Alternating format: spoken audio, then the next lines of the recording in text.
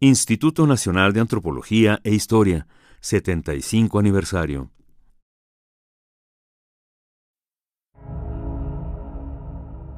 El tiempo deja su rastro también en las instituciones. Las voces del conocimiento, el debate, la experiencia.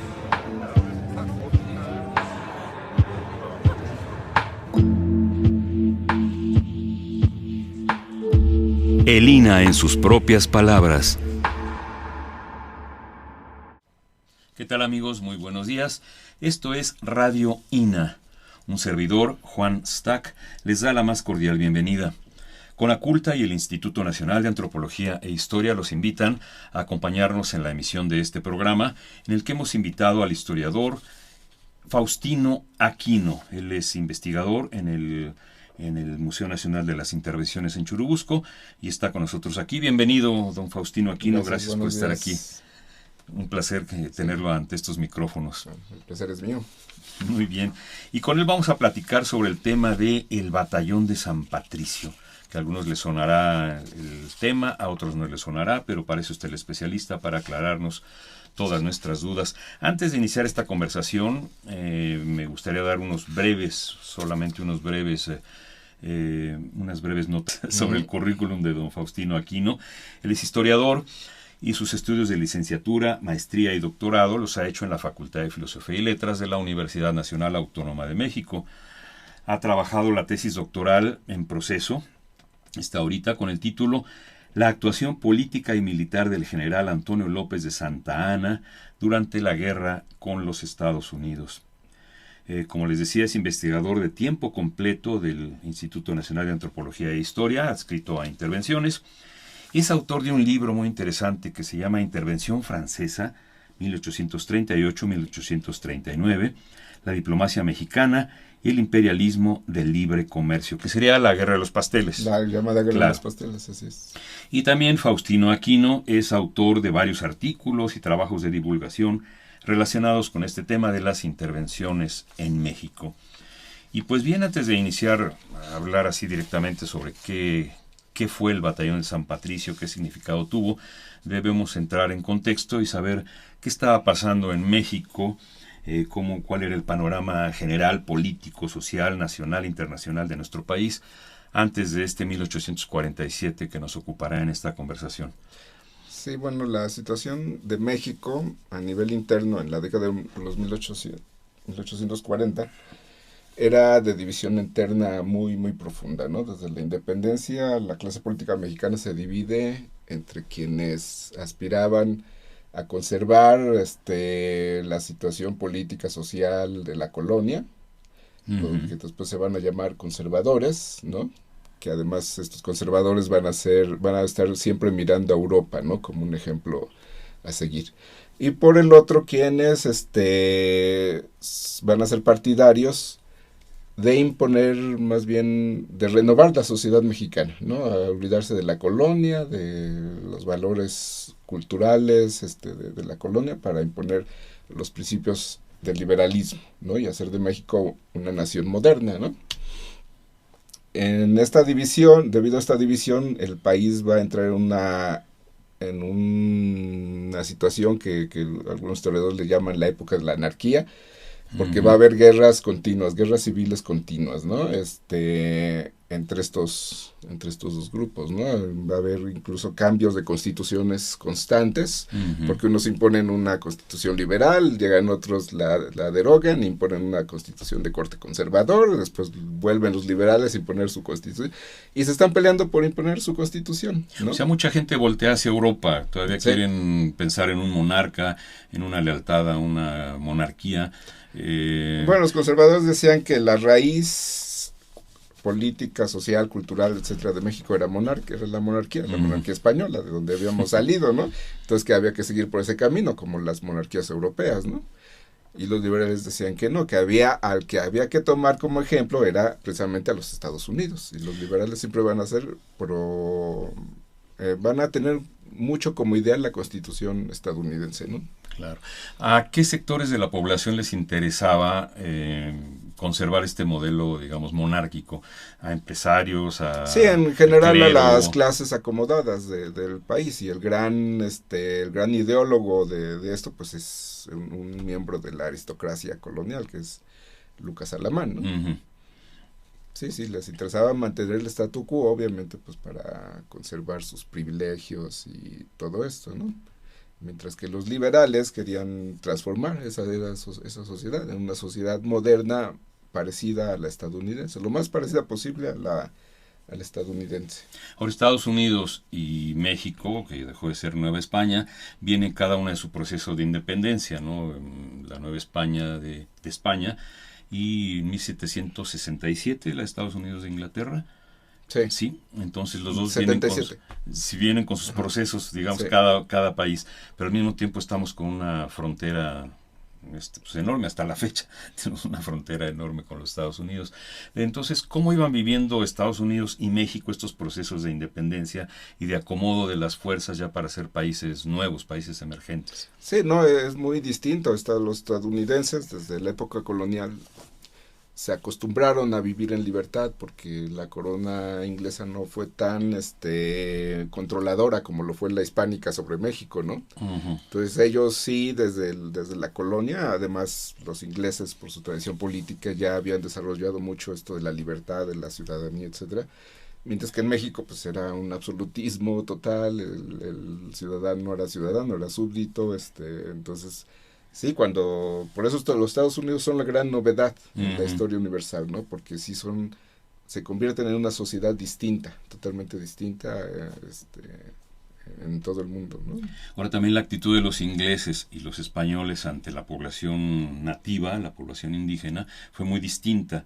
Como que aquí en la Nueva España se convivía con los indígenas, y en Estados Unidos, al contrario, se les trataba de exterminar. Sí. Es la palabra, exterminar. Sí, la colonización fue distinta, en buena medida porque aquí los españoles se encontraron con indios, digamos, civilizados. En Estados Unidos se encontraron todavía con cazadores-recolectores, ¿no? Uh-huh. Entonces no hubo forma de someterlos, y el exterminio era la opción, ¿no?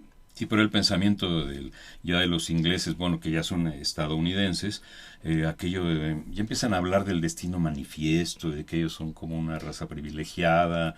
Sí, desde sus orígenes también tienen una gran ambición de tierras, ¿no? Y pues tienen un oeste enorme, ¿no? Abierto a la colonización, pero en esto pues se les atraviesa. Llegan por fin, después de comprar el territorio de la Luisiana a Francia, pues se topan con que ese territorio de expansión ya estaba limitado por los territorios de México, ¿no? Uh-huh. Y entonces, pues por eso se da la guerra, bueno, primero la guerra de Texas, ¿no? De hecho, los estadounidenses pagan por la Luisiana, ¿no? Sí. Hay una cuota. Sí, ahorita no recuerdo la cifra, pero sí le compraron a Napoleón la Luisiana, creo que en 1808, me parece. Uh-huh. Y de ahí ya quedan como vecinos directos de México, y esto no impide que sigan con la visión de expandirse hacia el oeste, ¿no? Sus colonos, bueno, y más que México les abre la puerta a raíz de la independencia, México abre la puerta a la colonización, llegan a Texas, bueno, no así como muchísimos, ¿no? Sí, pero sí algunos miles de colonos estadounidenses al territorio de Texas.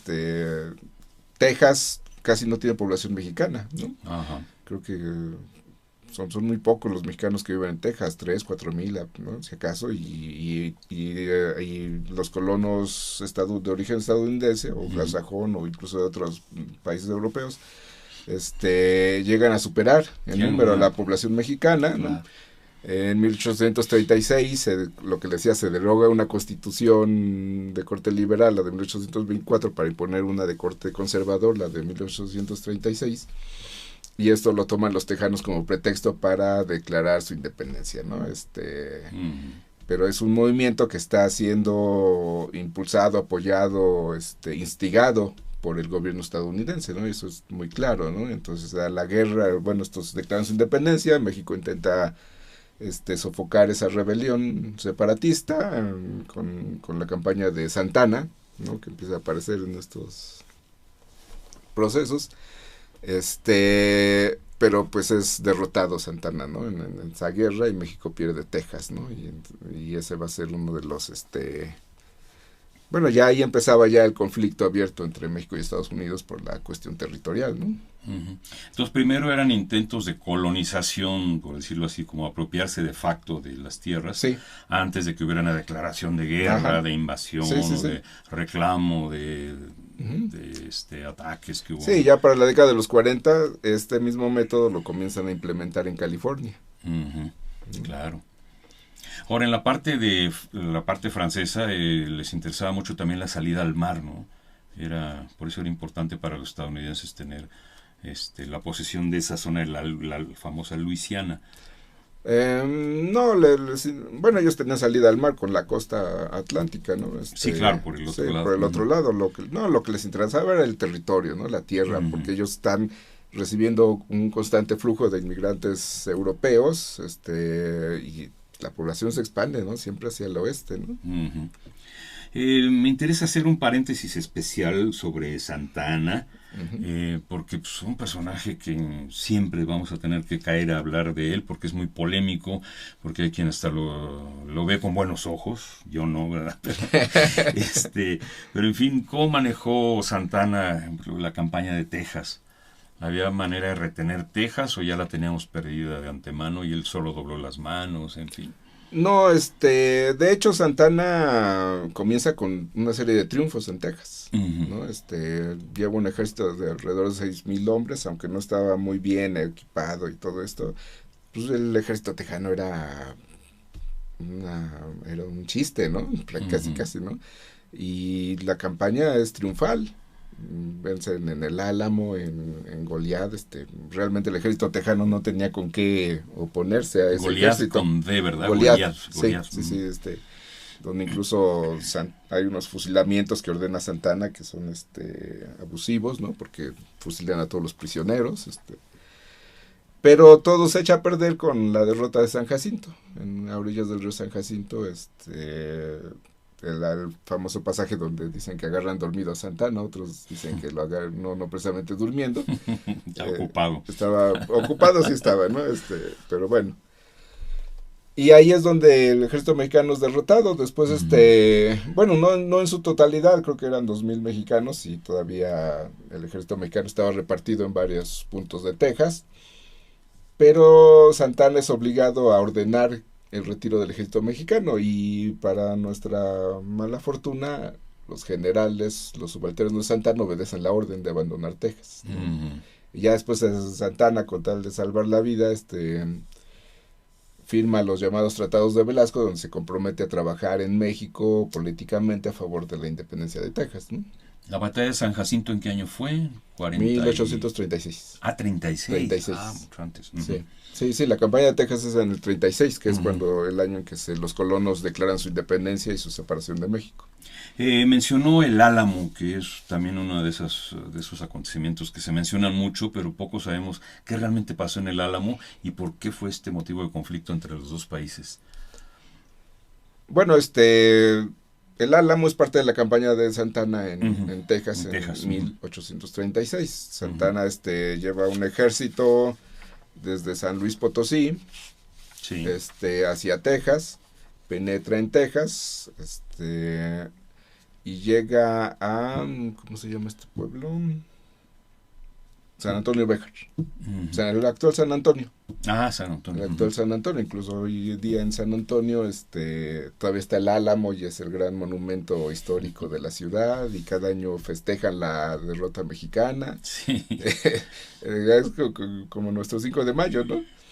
Porque para ellos, los mexicanos que fueron a Texas, este ejército pues era un ejército invasor, porque ellos ya habían declarado su independencia, ¿no? Entonces los tejanos ese día lo festejan como el día de la independencia, ¿no? En San Antonio había un antiguo monasterio español que se llamaba el Álamo, y monasterio convento, lo fortifican los tejanos para convertirlo en un fuerte, ¿no? Militar. Claro. Y cuando se enteran de que el ejército americano estaba penetrando en Texas, la mayoría del ejército tejano se retira, pero dejan una pequeña guarnición en el Álamo. y cuando Santana llega a San Antonio le pone sitio a esa pequeña guarnición, ¿no? Fue una de las primeras acciones de la guerra. Como los tejanos que estaban resistiendo en el Álamo se niegan a rendirse, Santana les pone sitio, los bombardea y finalmente ordena un asalto, en el que todos los defensores tejanos mueren, ¿no? Es una masacre, ¿no? Después llegan otras masacres de tejanos, como la de Goliat, ¿no? Y por eso Santana en Texas, pues es el gran carnicero, ¿no? El sanguinario, ¿no? Remember Alamo. Y por eso cuando lo toman prisionero, pues lo querían colgar, ¿no? Pero él también por eso, al ver tanta agresión contra él, pues acepta a incurrir en actos poco honorables, como esto de ordenar la retirada del ejército mexicano y firmar los tratados de Velasco, ¿no? O sea, por salvar su pellejo. Sí. O sea, porque a mí me sorprende mucho que no hayan ejecutado inmediatamente a Santa Anna. O sea, yo creo que tenía sí, algunas pues que para habilidades. es que para ellos valía más vivo que muerto. Sí. Pues le sacaron jugo, le sacaron el retiro del ejército, en primer lugar, y en segundo, unos tratados que Santana no cumplió, pero bueno. Los cumplió en parte. Y a los mexicanos les decía que estoy negociando con ellos. Y unas cosas les digo que sí, pero no les voy a cumplir. No, porque cuando regresa a México regresó tan desprestigiado que no, o sea, los tratados de Velasco nunca fueron reconocidos ni nada, ¿no? Pero los tejanos no lo matan por eso, porque sabían que era un personaje de gran influencia en México. Manejable, digamos. Pues como lo tenían amagado, pues y veían que no era un de pundoroso, no tenía nada, o sea, veían que el hombre les decía que hacía todo con tal de que no lo mataran, ¿no? Bien. ¿Qué es lo que desencadena que se haya perpetrado ya una invasión militar estadounidense a México?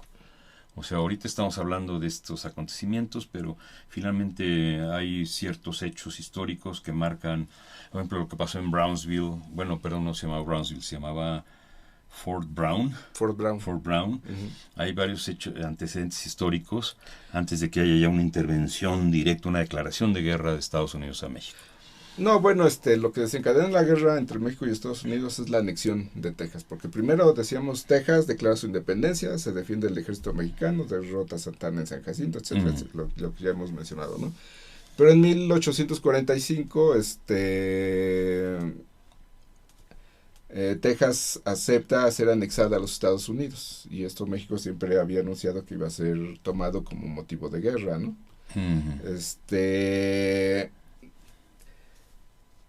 Después viene una historia un poco complicada. Sí, porque hay muchos acontecimientos así, muy salpicados. Sí, porque a partir de esto, lo que yo he encontrado que no es la historia, digamos, oficial, dice que México fue víctima de este expansionismo estadounidense, ¿no? Que Polk, el presidente James Knox Polk, desde que llega a la presidencia a fines de 1845 ya venía con la idea de provocar la guerra con México, y la anexión de Texas fue el motivo que él manejó para provocar a México a la guerra. Porque cuando se da la anexión de Texas al año siguiente, los dos países comienzan a mandar tropas a la frontera. Entonces ya está ahí latente el peligro de guerra, ¿no? Pero los estadounidenses avanzaron sobre Texas no solo hasta el río de las Nueces, que era el límite reconocido de Texas, sino que cruzan este río de las Nueces y avanzan hasta el Bravo, que ese territorio siempre se había considerado mexicano. Claro. ¿No? Entonces, este es el principal motivo del estallido de la guerra, porque los mexicanos, ya teniendo tropas en el Bravo, pues cruzan el Bravo, y como había ya tropas del otro lado estadounidenses, se da en abril de 1846 se da un encuentro, y esto el presidente Polk lo toma como un pretexto para declarar la guerra, afirmando que sangre estadounidense se había derramado en suelo estadounidense, ¿no? Cuando, pues, es algo bastante dudoso, ¿no? Fue como provocado, ¿no? Había como escaramuzas, estaban en una estira y afloja hasta que algo sucedió que dijeron, sí, ya, dispararon y ya hubo muertos, entonces vamos a vengarnos. Sí, esta es la versión, digamos, oficial, ¿no? Sí. Pero lo que yo he encontrado es que, y que voy a exponer en mi tesis, es que en realidad los liberales mexicanos estaban seguros de que se aproximaba una intervención europea. Europea. Para imponer en México un trono con un príncipe europeo. Bueno, en O sea, 22 ya lo que habíamos... sucede en 1862, los liberales ya lo están temiendo en 1846. Y como para los liberales esto era algo inadmisible, o sea, no se imaginaban un México monárquico dominado por las clases acomodadas de la colonia, etcétera, etcétera, pues decidieron decirle al presidente Polk: los europeos nos quieren invadir, nos quieren imponer un príncipe, invada usted primero. Y ahí, para darle las gracias, para retribuir el favor, pues ahí después le damos los territorios. Eso suena muy fuerte. Sí, es algo bastante, pues sí, fuerte, que viene a trastornar la visión que hemos tenido siempre de la guerra, ¿no? Incluso sí es una cuestión que se está produciendo bastante polémica hasta ahorita nada más entre mis maestros, ¿no? Sí. Porque sí trastorna mucho la visión que siempre hemos tenido de la guerra. Entonces, quien hace este negocio, pues es precisamente don Santana, claro, ¿no? Que es el gestor de esto. Entonces, en realidad, Paul, que manda tropas y todo esto, sí por iniciativa propia, pero también porque lo están estimulando los liberales para impedir la llamada, la temida intervención europea, porque también hay que recordar que los estadounidenses son monroístas, ¿no? Desde 1823 han jurado que no permitirán por nunca y por ningún motivo que los europeos vuelvan a colonizar América, ¿no? Entonces esto de que la temida intervención europea, pues atentaba contra la doctrina Monroe, y los estadounidenses siempre temieron que los europeos volvieran a América e impidieran su expansión y la expansión de su sistema político, que era el republicanismo democrático, ¿no? Y los liberales, en cambio, estaban muy identificados con ese sistema, y por eso les dicen, pues sálvenos de esto, y ahí después le pasamos los territorios mediante un tratado de paz, que es la cláusula que de compra-venta quede incluida en el tratado de paz, como al final sucedió, ¿no? ¿Y hay fuentes que confirmen esto? Sí. Ajá. Sí, son las que yo he encontrado. Sí, y que antes no habían sido publicadas o no habían sido investigadas. Sí habían sido publicadas, pero creo que no las habíamos querido ver por esta visión que siempre hemos tenido de que son pobrecitos de nosotros, siempre hemos sido víctimas de los gringos. Y Paul lo dice en sus mensajes al Congreso, está dando cuentas de esto. Lo está diciendo con todas sus letras, pero no habíamos querido verlo. O no habíamos podido porque teníamos en la mente el otro esquema, ¿no? Del México víctima, de los mexicanos víctimas del expansionismo yanqui, ¿no? Que sí existió, sí, los gringos siempre tuvieron esas miras de expandirse, siempre tuvieron esa ambición, etcétera, etcétera. Pero lo que yo encontré es que, pues sí, pero los liberales se lo facilitaron. Claro. Ahora, la doctrina Monroe y el América para los americanos, ellos sí se hubieran seguido hasta la Patagonia, si hubieran podido, pero también si hubieran querido, ¿verdad? Porque al final de la guerra con México sí existe un movimiento en Estados Unidos que se llama Todo México, que exigía la anexión de todo México, no nada más de California, Texas, Nuevo México, ¿no? Sino todo México, pero políticos como Polk, en primer lugar, dijeron, no, ¿qué vamos a hacer con tanto indio, que razas mezcladas? Y no, eso es impensable, ¿no? Nos van a arruinar nuestra raza, nos van a arruinar nuestro sistema democrático, con su corrupción, nos van a contaminar, ¿no? Ese detalle de las razas me interesa que lo comente, historiador Aquino, porque ellos se consideraban como algo así como una raza pura, y decían que nosotros éramos los mongrels, que era un despectivo, como los perros que se mezclan. Despectivos pues tienen para los Reese's. A nosotros tienen un montón, Greasers. Sí, y porque decían que los españoles se habían mezclado con los indígenas, y los mestizos eran ya como deleznables, como despreciables. Por eso en realidad el expansionismo estadounidense se quedó ahí, porque no querían, no quisieron hacerse cargo de una población mezclada. ¿no? Ujú. Que además pues era caótica, porque desde la independencia México no había podido estabilizarse como nación, ¿no? Ujú. Y en fin, entonces estamos hablando, y ahorita estamos en el año 45, nos quedamos en Sí, 1845. bueno, sí, Sí. sí. En la anexión también se abarcan zonas de, ahí está Arizona, partes de Utah, de Colorado, Sí, en fin, o sea, no, pues perdimos poco más de la mitad del territorio nacional, ¿no? se dice fácil, ¿verdad? Ajá. Pero en fin. Bueno, es el tema de la conversación dijimos que era el batallón de San Sí, Patricio y todavía no lo ya más o menos mencionamos, pero nos lo estamos ambientamos. ubicando qué tanto pasaba. Si quiere de una vez iniciamos preguntando Ujú. cómo se formó el batallón de San Patricio, qué nacionalidades formaban también a los ejércitos de Estados Unidos, todo este tipo de cuestiones. Sí, bueno, el batallón de San Patricio comienza a surgir, a originarse, precisamente con este acercamiento de las tropas estadounidenses al río Bravo. Ujú. Cuando todavía no estalla la guerra, meses antes, 1 o 2 meses antes de que estallara la guerra, el ejército estadounidense llega al Bravo y comienza a tener contacto con la población mexicana, ¿no?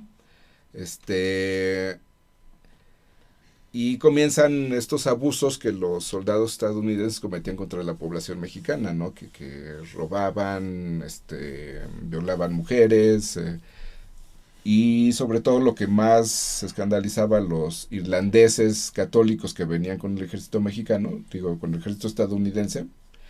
Más o menos un cuarto del ejército estadounidense estaba formado por irlandeses, Ujú. que eran, ya fueran inmigrantes o nacidos en Estados Unidos, católicos, que eran además por su religión, eran maltratados, porque los estadounidenses en su mayoría eran protestantes, Ujú. ¿no? Y cuando ven que los soldados yanquis protestantes comienzan a profanar templos católicos, los irlandeses se escandalizan y comienzan a desertar, motivados por este descontento, ¿no? Por un lado los maltrataban y por el otro están presenciando cómo están profanando lugares sagrados para Sí, ellos, dicen ¿no? que, por ejemplo, entraban a caballo a las Sí, iglesias, las se quedaban a iglesias, dormir o ahí, a entraban borrachos, en beber. plena misa entraban Ajá. borrachos cantando, a ofender al Sí. cura, bueno, Entonces la cuestión religiosa sí, también sí, ahí una- se una- refleja. sí, sí, sí. De Irlanda a Inglaterra se refleja en Irlanda, Sí, Estados además Unidos, los prejuicios México. raciales, que siempre los Ujú. soldados estadounidenses eran muy racistas, eran pues granjeros, trabajadores, etcétera, no muy cultos que digamos, y muy militantes en materia de protestantismo, entonces expresaban su desprecio a lo mexicano católico abiertamente, ¿no? Entonces comienzan a desertar eh, muchos irlandeses por los malos tratos, pero algunos no solo desertan, sino que se unen al ejército mexicano, Ujú. ¿no? Y incluso el general Taylor, que era el comandante de las fuerzas estadounidenses en el Bravo, los llama desertores de conciencia, Ujú. ¿sí? Porque en la guerra hubo alrededor de 9,000 bajas estadounidenses. Pero de estas 9,000 bajas, menos de 200 se incorporaron al ejército mexicano. Ujú. Y esos Taylor los llamó desertores de conciencia, porque se unieron al ejército mexicano para pelear contra estadounidenses protestantes, ¿no? Claro, porque además, como católicos, los irlandeses se identificaban más con Roma, Sí. por lo tanto, con México, ¿no? Sí, no, se identificaban no solo con Roma, sino con España, porque desde Claro, la Edad Media en que el Irlanda es catolicismo. sometida por Inglaterra, pues tienen muchas relaciones con la corona española los irlandeses, ¿no? Claro. Incluso en España fundan colegios y conventos Ujú. y es muy estrecha la relación de los irlandeses con el mundo hispánico, porque España, si recordamos, sobre todo en el Renacimiento, se convierte en la gran defensora del catolicismo, ¿no? Vaya, sí. La potencia católica que alguna vez llegó a dominar el mundo, ¿no? Ujú. Bien, le recordamos a nuestros amables ciberescuchas que estamos platicando con el historiador Faustino Aquino Sánchez del Museo Nacional de las Intervenciones, y que el tema de nuestra conversación es el Batallón de San Patricio, 1846-47. Estamos en esa conversación. Estamos transmitiendo a través de Radio INA desde la colonia Roma de la Ciudad de México para todo el planeta. Y nuestra dirección es www.radio.ina.gov.mx. Y continuamos esta conversación con Faustino Aquino. Este batallón San Patricio no solamente tenía irlandeses, sino que había también algunos alemanes, sí, había canadienses incluso. El origen del batallón son estos irlandeses que desertan en la frontera. Después, a lo largo de la guerra, que es por cierto un rosario de derrotas para México, yo creo que en buena medida propiciadas por Santana. Para cumplir el trato con Polk, México tenía que ser derrotado porque en el Tratado de Paz le cedieran el territorio. Hay más desertores irlandeses, pero también se unen al batallón irlandeses residentes en México, que nunca habían pertenecido al ejército estadounidense. Curioso. ¿No? Y también alemanes católicos, incluso polacos. Los polacos también son muy católicos, ¿sí? ¿No? Entonces, y incluso, sí, también algunos escoceses, ingleses. Pero finalmente esencia pero es el religiosa. núcleo y la esencia del batallón son los irlandeses desertores. Claro. El banderín, bueno, la bandera, el emblema del batallón de San Patricio es verde. Sí, es una bandera verde con un arpa irlandesa de un lado y del otro la imagen de San Patricio. ¿Y los tréboles? No. Todavía no son los tréboles ahí. No, todavía no. Bueno, sí, el trébol es uno de los símbolos de Irlanda, pero no está en la bandera. Sí está la frase Erin go Bragh. Ajá. ¿No? Que significa algo así como Viva Irlanda. Algo así, ¿no? ¿Y por qué San Patricio? Porque San Patricio es uno de los santos patronos de Irlanda. Ah, ya, muy bien. Y bueno, ahí también se ve la vocación religiosa del batallón, ¿no? ¿Y San Patricio tiene algún significado especial como santo, digamos, porque es la vocación de San Patricio por parte de los irlandeses? No, pues San Patricio fue el gran evangelizador de Irlanda. Por eso para el catolicismo irlandés es el santo patrono, ¿no? Ya. Muy bien. Mencionábamos antes de iniciar esta conversación que el batallón de San Patricio entonces participa en varias gestas históricas importantes que ahorita la primera que participan es en Monterrey, o antes hay otra. Bueno, hay indicios de que estuvieron ya desde el Fuerte Brown, los primeros desertores. La que hoy es Brownsville. También en lo que vendría a ser la tercera batalla, que es en la resaca de Guerrero o resaca de La Palma, también a orillas del río Bravo. Después en Monterrey participan en la defensa. Después en la Angostura, la famosa batalla. Ya en febrero de 47, estas batallas las primeras batallas se dan en mayo de 46, en septiembre de 46 es Monterrey, febrero del 47 es la Angostura, después en abril de 47 Cerro Gordo, y ya en la Ciudad de México, en agosto de 47, las batallas del Valle de México, que es cuando van a caer prisioneros. ¿Nos podría hablar, historiador Aquino, sobre estas batallas que son tan sonadas? Una, la de la Angostura, y la otra, la de Cerro Gordo. Sí, bueno, la Angostura es la más importante, yo creo, de toda la guerra, porque en primer lugar es una batalla campal, o sea, un encuentro de dos ejércitos a campo abierto. El ejército americano superaba con mucho al estadounidense, pero el estadounidense estaba mejor posicionado, porque era dueño de los pasos montañosos que conducen a la ciudad de Saltillo.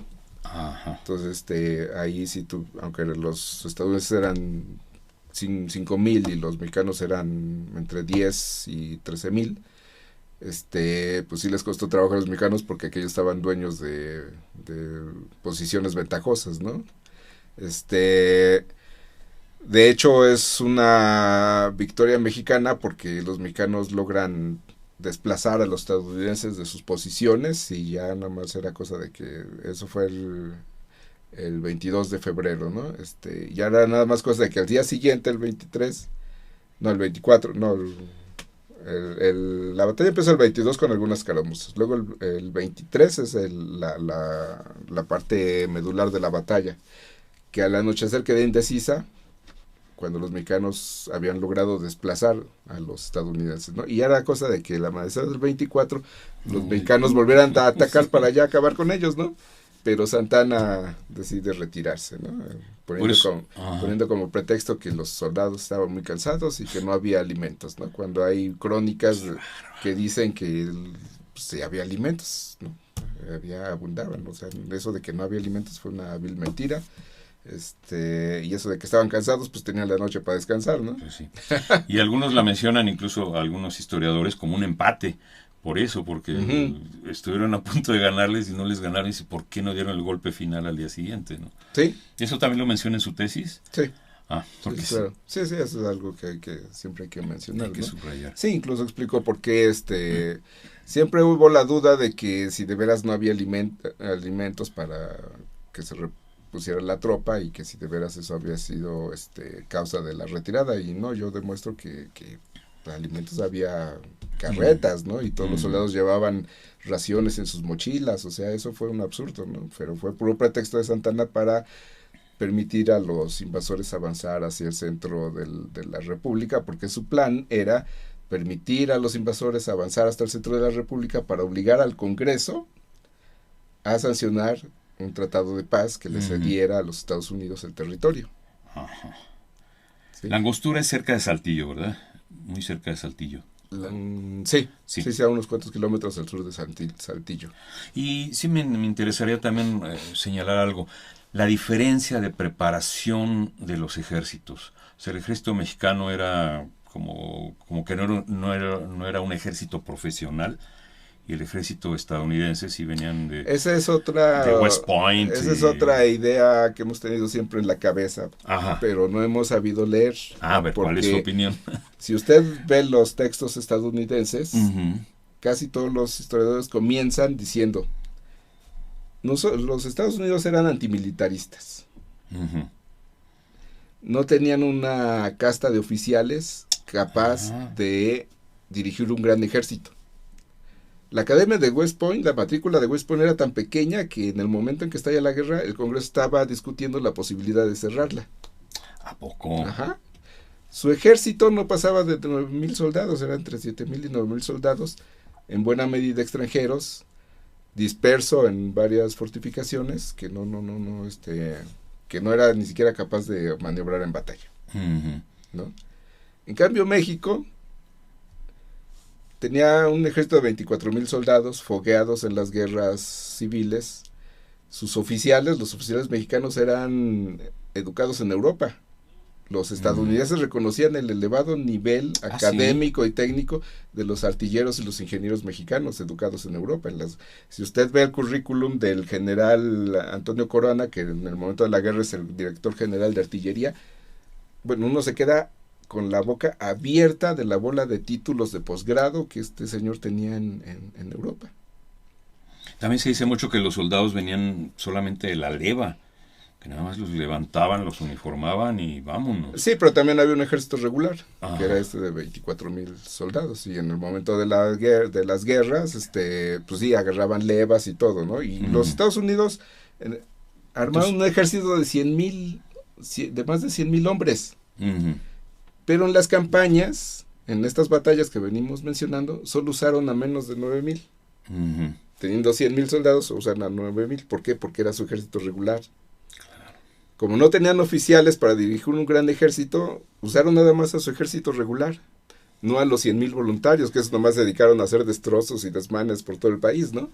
Pero los que pelearon las batallas fueron los soldados del ejército regular estadounidense, que eran menos de 9,000. Y sí estaban bien preparados, eso sí. Y además tenían mejores cañones, armas. La artillería era mejor, pero a finales de la guerra México ya estaba produciendo cañones, ¿cómo le llamaban? La Pexan, que era el sistema que traían los estadounidenses. Un cañón que también le llamaban cañón obucero porque disparaba granadas, ya no solo balas rasas, bolas de fierro macizas, ¿no? Sino que también disparaba granadas. Esa era la gran ventaja de la artillería estadounidense. Pero Bueno, antes de la guerra se consideraba que la potencia militar de Norteamérica era México, no Estados Unidos. Bien, bueno, estamos haciendo el recorrido de Sí, la... bueno, otra cuestión, Sí. desde que se me olvide, es que siempre se ha dicho que no, pues Estados Unidos era rico, poderoso, etcétera, etcétera. Recientes investigaciones han demostrado que México estaba lejos de ser un país pobre, porque había alcanzado los niveles de producción de la colonia. Ujú. O sea, todo esto de la impotencia mexicana fue un invento de Santana y Gómez Farías para justificar la pérdida de los territorios. Porque incluso piden prestado dinero a la iglesia para pertrechar a los ejércitos. Esa es otra cuestión. ¿Es otro mito también? Era parte del plan. Ajá. Aparte de impedir la intervención europea, lo que estos querían con la intervención estadounidense era acabar con la iglesia mexicana. Porque iban a agarrar de pretexto la guerra para despojarla de todos sus recursos. Claro. ¿No? Otro punto de vista. A nivel externo el plan era impedir la intervención europea y a nivel interno era exterminar a la iglesia, liquidarla. Bueno, dejamos pendiente la otra batalla que era Cerro Gordo. Ajá. Cerro Gordo ya es en Veracruz. Sí. Cerro Gordo, sí. Sí, ya es Veracruz. Es sí. cuando deciden tomar aquello que llamaban la ruta de Hernán Cortés. Sí, Ajá. sí, hay que recordar que en marzo desembarcan en Veracruz, en el puerto de Veracruz, o bueno, en las cercanías del puerto de Veracruz desembarcan, le ponen sitio a Veracruz, bombardean Veracruz, hasta que logran su rendición, y ya dueños de del puerto más importante, pues por la ruta de Cortés se dirigen hacia México, ¿no? Pero en un punto llamado Cerro Gordo, que está ahí muy cerca del Lencero, ahí cerca de Jalapa, Santana pone ahí un aparato según él, para intentar detenerlos, pero les permite flanquear su posición, ¿no? Santana les permite flanquear la posición y se viene una nueva derrota mexicana, ¿no? Y de ahí ya los estadounidenses tienen abierto el camino hasta la Ciudad de México, ¿no?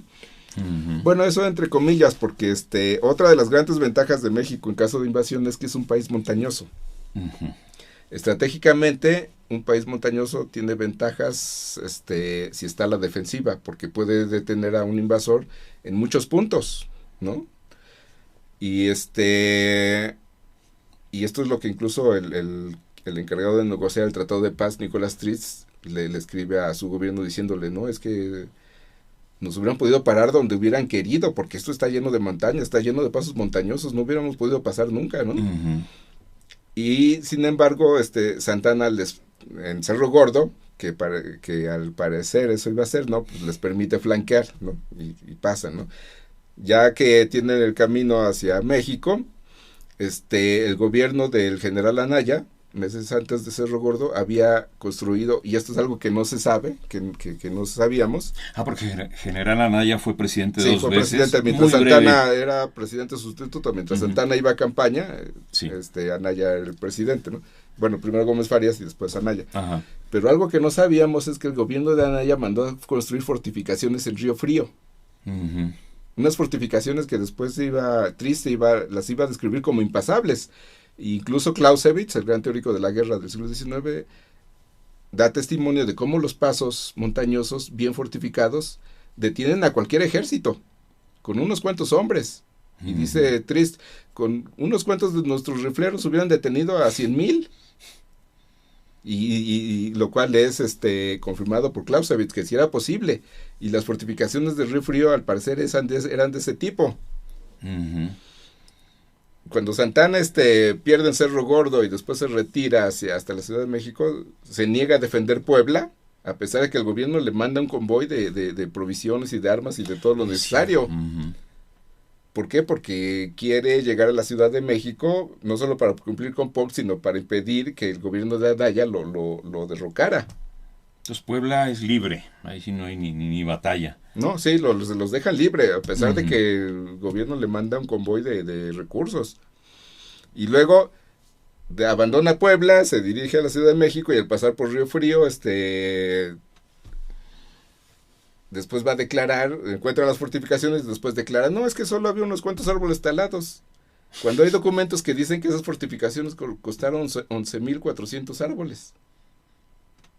Es durísimo mencionar eso, oiga. No, es que es una cosa que que sí, es bastante perturbador, ¿no? Pues sí, lamentable. Y después cuando Santana llega a la Ciudad de México y la prensa le reclama, Ujú. que cómo es posible si hay fortificaciones, ¿por qué las dejó abandonadas y por qué dejar que el enemigo llegue hasta la ciudad? Y Santana dice, no, es que los aztecas y los españoles perdieron la guerra porque perdieron la Ciudad de México. Aquí en la Ciudad de México va a ser el último bastión de resistencia. Ujú. Pues era absurdo, si se les podía detener en muchos puntos del camino. Entonces la traición de Santana es evidente, ¿no? Pues sí. Tenemos que hacer el seguimiento, nos quedan como 15 minutos y estamos siguiendo al batallón de San Patricio. Nos falta hablar de Padierna, Churubusco, por supuesto, Molino del Rey, hasta llegar a Chapultepec. Entonces, sí, vamos retomando al batallón de San Patricio en este camino. Sí. Por favor. Sí, en este camino, pues el batallón va participando en todo esto, ¿no? Sí. Entonces, la siguiente, ya dentro de la Cuenca de México, ¿cuál es la siguiente batalla? ¿Es la de Padierna? Sí. Uh-huh. Sí, cuando Scott toma Puebla, gracias a que Santana se la entrega, uh-huh. Se queda ahí preparando su ejército, esperando refuerzos, etcétera, y para principios de agosto de 1847 comienza su avance hacia la Ciudad de México, ¿no? En ese tiempo Santana fortifica la ciudad, ¿no? Hace una serie de fortificaciones en los alrededores de la ciudad, cuando pudo haberlos detenido en Río Frío, ¿no? Fortifica la Ciudad de México, esto para amedrentar a la ciudadanía capitalina. Porque el bombardeo de Veracruz se hizo muy famoso por lo destructivo que fue y por las víctimas que cobró. Entonces los capitalinos estaban aterrorizados con la posibilidad de que los invasores llegaran y bombardearan y sitiaran la ciudad. Por eso Santana hace fortificaciones alrededor de la ciudad, para que los capitalinos estuvieran un poco tranquilos, pero siempre sí ahí con el temorcito, ¿no? Uh-huh. Esta estrategia también era absurda porque dividía al ejército mexicano en varios puntos, ¿no? O sea, vamos a imaginar, tengo 20,000 hombres que logró reunir Santana para la defensa de México, ¿no? ¿Y qué hace Santana? Con esos 20,000 hombres los reparte en varias fortificaciones. En lugar de salir con los 20,000 hombres a aplastar a Scott, que traía menos de 9,000, uh-huh. ¿no?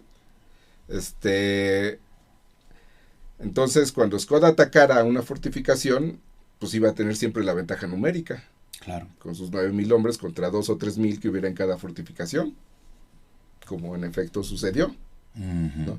¿Y esto por qué? Porque cuando Scott estaba en Puebla, Santana le dice, como parte del plan que venimos describiendo, diríjase a la Ciudad de México y como estos del Congreso no me quieren hacer caso con que hay que hacer un tratado de paz, tome una de las fortificaciones que tengo en las afueras de la ciudad y cuando usted tome una de esas fortificaciones entramos en tratos, entramos en negociaciones. Y pues Scott obedece, ¿no? Se dirige a la Ciudad de México, pero he aquí que hay alguien que le estorba a este plan de Santana que se llama el general Gabriel Valencia, uh-huh. ¿no? Valencia, que para entonces ya es parte de los liberales, está con los liberales mexicanos, y los liberales mexicanos estaban conscientes de todo esto, porque ellos habían, junto con Santana, le habían propuesto a Polk esta jugada de obligar al Congreso mexicano a firmar un tratado de paz cediendo los territorios. Uh-huh. Entonces, Santana a lo largo de la guerra se hace enemigo de los liberales, los traiciona, quiere imponer una dictadura, los liberales se oponen a él y ya no están de acuerdo con el plan original, ¿no? Entonces quieren impedir que Santana consume el trato con Polk. Y su brazo armado es el general Gabriel Valencia. Uh-huh. Ajá. Cuando Scott llega a la Ciudad de México, trata de penetrar a la ciudad por Padierna, y ahí es donde se le opone Gabriel Valencia, y donde la división del norte, la división del ejército mexicano, que era la llamada división del norte, que está compuesta por tropas de los estados gobernados por liberales que se oponían a Santana. Uh-huh. Este cuerpo de ejército es abandonado en el momento del combate por Santana, porque quien permite que los destruyan en Padierna. Y entonces viene la derrota de Padierna. Hay el batallón de San Patricio también. No, en Padierna Ahí no no estuvo. está. No, el batallón estaba en Churubusco. Ah, claro. Hay que acordar, Sí. ¿sí? En Padierna se dice que ellos entre el pedregal del Xitle, de la lava volcánica, los estadounidenses encontraron veredas y lograron penetrar. Entonces también es un mito eso. No, sí, así fue. Uh-huh. Y yo, bueno, yo expongo en... Esto es una hipótesis nada más. Yo creo, en lo personal, que Santana les dijo por dónde estaba la veredita para llegar a Padierna, porque cuando los estadounidenses llegan al Valle de México ven que en el Peñón Viejo hay fortificaciones muy fuertes, entonces se dirigen hacia el sur para tratar de entrar a la ciudad y llegan a Tlalpan.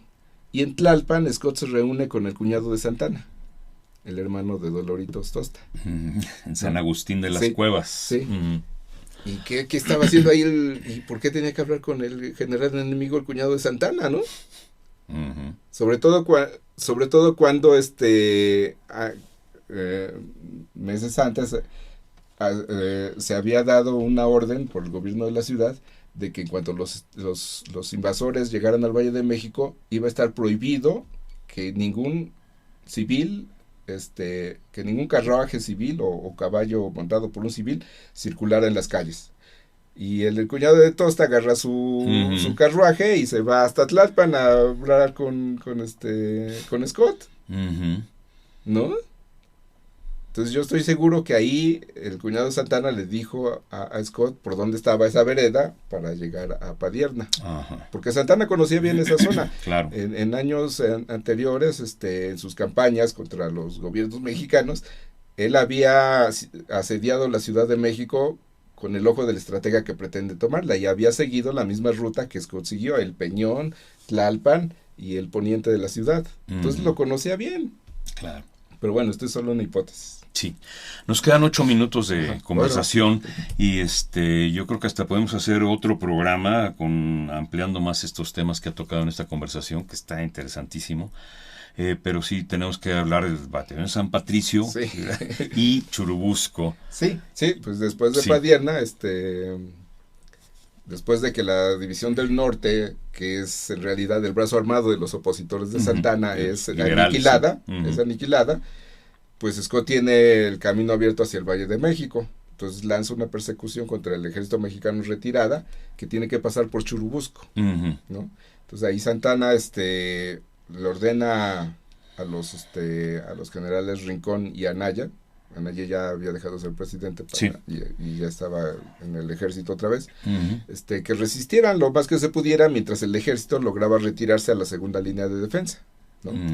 Y ahí se da la famosa batalla de Churubusco, ¿no? Donde guardias nacionales de la Ciudad de México enfrentan a la mayor parte del ejército estadounidense, ¿no? Son 3 o 4 horas de resistencia que le dio tiempo al ejército mexicano de retirarse, pero como quedan aislados ahí los defensores de Churubusco, se les acaban las municiones, les llega un cargamento de municiones que resulta que no es del calibre de otro calibre, los rifles que tenían, que solo servía para los fusiles que tenían los San Patricio. Y pues cae el convento y caen todos prisioneros, entre ellos el batallón de San Patricio, ¿no? Claro. Y yo casi también esto es especulación mía, pero casi estoy seguro de que los San Patricios fueron un regalo de Santana para Scott. Híjole. Porque Santana sabía perfectamente que el convento iba a caer. Y los San Patricios estaban en el puente de Churubusco, no en el convento. Porque, el río Churubusco. Sí, porque la mayor parte de la fuerza estadounidense avanzó desde el camino de San Ángel a Churubusco, y 1,000 hombres dirigidos por el general Ward venían de San Antonio hacia Tlalpan,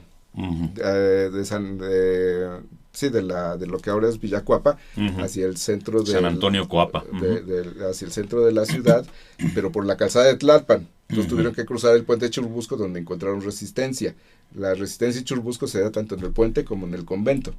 Ahora es el crucero de Río Churubusco y Tlalpan, donde estaba el puente, ¿no? Y Santana sabe que el convento va a caer, y ¿a quién manda de refuerzo al convento? Teniendo un montón de batallones a su disposición, a los San Patricio. que sabía que eran desertores, que Scott se las tenía jurada, etcétera, etcétera, ¿no? Ujú.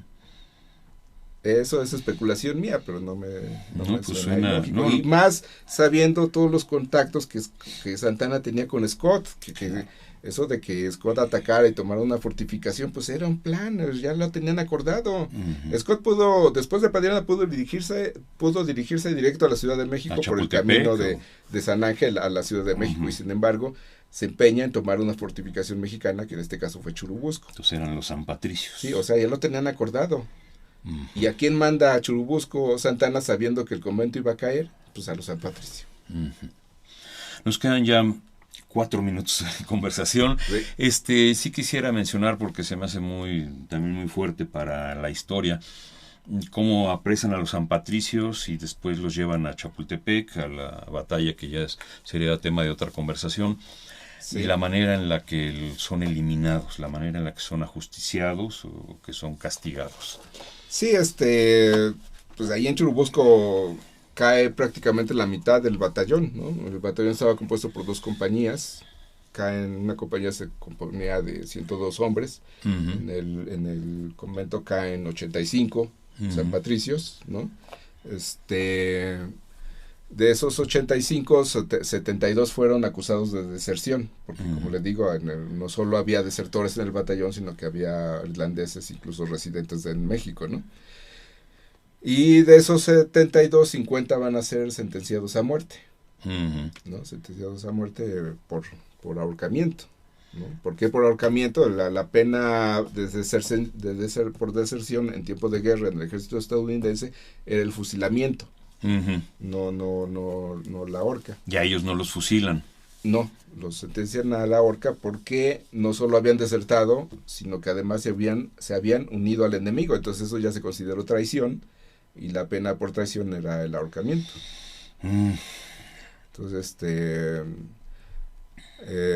y aquí hay algo irónico, porque en su juventud el general Scott, en la guerra contra Inglaterra de 1812, él era teniente coronel, y en una batalla que él había comandado cayó prisionero con 955 soldados. Uh-huh. Entre esos 955 soldados había 23 irlandeses, ¿no? Y los ingleses, a estos irlandeses los consideraron traidores, porque no reconocían el derecho de un súbdito británico a cambiar de nacionalidad. Y de esos 23 ejecutaron a 13. Entonces Scott, el joven Scott, Uh-huh. monta en cólera, se va a Washington para lograr que el Congreso, porque como él ya era influyente, porque era un héroe nacional, en esa guerra se convirtió en un héroe nacional, no descansó hasta que el Congreso estadounidense decretó una ley que permitía represalias contra los prisioneros británicos, si los británicos hacían otras atrocidades contra los prisioneros estadounidenses, ¿no? Uh-huh. Y en 1847 él es el que firma las sentencias de muerte de 50 San Patricios, ¿no? Uh-huh. Y además pone a irlandeses católicos a ser los ejecutores de la sentencia, porque un grupo en San Ángel es ejecutado por un irlandés también de apellido Riley, aunque no era pariente del que organizó el batallón, que era John Riley. John Riley, no lo hemos mencionado. Sí, que fue de los cierto. primeros desertores. Uh-huh. Y que a lo largo de la guerra escribió proclamas dirigidas a sus excompañeros para que desertaran también, porque los irlandeses que se unieron al ejército mexicano iban a pelear por su religión católica en contra de los anglos odiados por los irlandeses, etcétera, Uh-huh. etcétera, ¿no? Eso en San Ángel, Bennett Riley fue el que se cargó de la ejecución. Y en Mixcoac, a la vista del castillo de Chapultepec, estuvo a cargo de la ejecución un irlandés apellidado Harney, Ajá. que tenía un currículum de psicópata, porque era un sanguinario que en la guerra contra los indios le encantaba ahorcar indios. También se sabe que pasaba noches con indias que le gustaran y al amanecer las ahorcaba, ¿no? Un enfermo total. Uh-huh. También se sabía que había matado a golpes a una esclava negra. Ahora, era un sádico. y es el encargado de la ejecución en las colinas de Mixcoac, a la vista del castillo de Chapultepec, porque mantiene ahí a los sentenciados, los colocan en el patíbulo desde las 6 de la mañana, los tiene ahí parados, obviamente sin comer ni beber nada, contemplando la batalla por Chapultepec. Incluso estaban con la sí, ya con el lazo al cuello, y uh-huh. les dice que en el momento en que la bandera estadounidense sea izada en el castillo, ellos iban a ser colgados, ¿no? Ya sabían que iban a ganar Chapultepec. Ajá, sí. Y así se realizó, ¿no? Uh-huh. A los otros 12 los condenan a latigazos y a ser marcados con hierro candente con la D de desertor. De desertores. Que es la pena que le toca a Riley, porque fueron de los que desertaron antes de la declaración de guerra. A Riley lo marcan en la cara. Sí, lo marcan en la cara. Bueno, ahí sí también hubo ensañamiento, porque la pena eran 50 azotes. Uh-huh. Pero el general Twiggs, que fue el que dirigió la ejecución de Riley en San Ángel, curiosamente perdió la cuenta. Y entonces en realidad le dieron como 59 azotes o algo así, ¿no? Uh-huh. Y después un soldado le marca con hierro ardiente la D en la mejilla izquierda y le dice al general, no, tonto, era en la derecha, y lo vuelven a marcar en la derecha. Sí. Entonces eso obviamente sadismo. hay un ensañamiento ahí, ¿no? Se piensa que pues todo esto lo hizo Scott para para que no hubiera más deserciones de irlandeses, Uh-huh. ¿no? Para dar un ejemplo, ¿no? A los pocos irlandeses que quedaron de este batallón de San Patricio y que no fueron aprehendidos, Santana les cumplió sus promesas de darles tierras y este tipo de... Sí, en general el gobierno mexicano se portó bien con los sobrevivientes, ¿no? Después de la guerra el batallón continuó, incluso volvió a tener más o menos 200 hombres, porque cuando cuando se firma la paz y eso, más irlandeses se incorporaron al batallón, Uh-huh. ¿no? Después el batallón se involucra en las guerras civiles mexicanas, en la política mexicana, y es disuelto, pero muchos irlandeses del batallón se incorporaron al ejército mexicano en otros cuerpos, ¿no? Y vivieron ya, se incorporaron a la sociedad mexicana, otros abrieron negocios, etcétera, ¿no? Riley siguió también como militar en el ejército mexicano, hay que decir que recibió Riley... una pensión, sí. En fin, hicieron vida en México, ¿no? Sí, hay que decir que a John Riley lo obligaron a ver la ejecución de sus compañeros, también, como otro ensañamiento. Sí, otro detalle sádico, Uh-huh. ¿no? Porque primero ahorcaban a los compañeros. Bueno, en San Ángel primero los azotaron y después ahorcaron a los otros. Y aquí fue al revés, primero los ahorcaron y después azotaron a los otros condenados. Y eran que látigos de 7 puntas, había incluso una norma. Sí, de cuero crudo, de 7 tiras, algo así. Sí, quedaban, pero como sí, carne viva. Fueron dados por arrieros mexicanos, porque decían que los condenados no eran dignos de que un soldado estadounidense los azotara, ¿no? Que fuera un arriero mexicano. Ajá. Una raza inferior. La raza inferior, los mestizos, Ajá. los mongrels.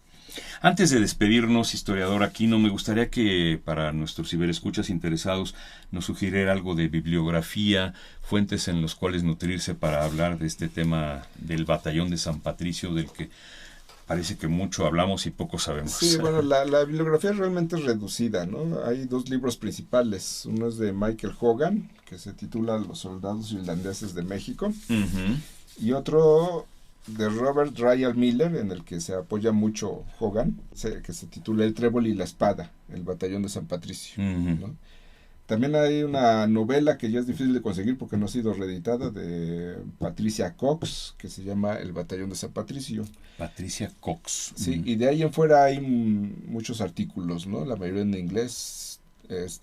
Bueno, antes serían difíciles de conseguir, pero ahora con el internet yo creo que se Uh-huh. pueden conseguir. Si consultan la bibliografía que viene en el libro de Hogan, Uh-huh. van a encontrar muchos artículos. Muy amplia, ¿verdad? Sí, La bibliografía que trae Hogan. Sí, sobre el batallón, y por internet, como se encuentran en bibliotecas estadounidenses, tal vez los encuentren en internet. Uh-huh. Y hay que decir que el libro de Hogan lo publicó la Universidad de Guadalajara. Sí. Muy bien. Historiador Aquino, siento que dejamos muchas cosas pendientes. aquí públicamente lo comprometo a que tengamos otra sesión ampliando muchos más la estos próxima temas. hablamos más en específico del batallón. Claro, muy bien. Pues muchas gracias por esta conversación. No, al contrario. Gracias por estar aquí. Con esto concluimos. Y desde la conducción, un servidor, Juan Stack, a nombre de Radio INA, damos por terminada esta emisión, agradeciendo la generosa participación de Faustino Aquino Sánchez con el tema del Batallón de San Patricio.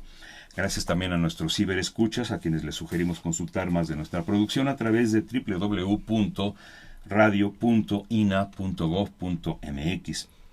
Agradecemos, como siempre, el apoyo para la realización de esta serie a Pedro Francisco Sánchez Nava y Luis Alberto López Huario. Es una producción de la Dirección de Medios de Comunicación a través de Gabriela Marentes y Evanibaldo Morales. Operación técnica, Javier Cortés, con el apoyo de Lauro Gaspar. Gracias, hasta la próxima.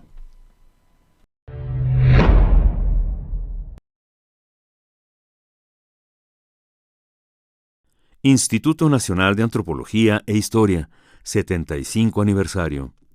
Conaculta. Las opiniones y comentarios aquí expresados son de entera responsabilidad de quienes proporcionan la información y no representan necesariamente las opiniones de Radio INA ni comprometen el pensamiento editorial del Instituto Nacional de Antropología e Historia.